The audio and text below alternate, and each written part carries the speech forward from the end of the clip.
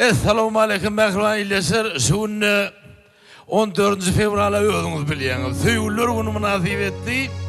Ýöri biziňne meşhur bagşymyz. Nur Muhammed Meredif Halipan meşhur şägirdi Rahman Hudaýberdiýew şeýlede bäşim tapardyrdy. Ýöri konsert geçirýärler. Şo bayramçylyk münasip etdi.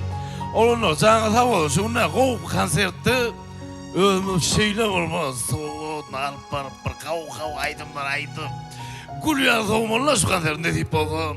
Bileme de süyüğüm var ha, ben tamada olmakam oloğudun oloğudun bağıştaşıyadım ben. Mark 2 maşinmadı, basıp var yanına.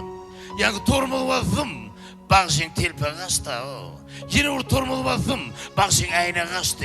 Yine vur tormalı basım, bağışın pırtıya kaçtı o. Yan tekrar ediyor.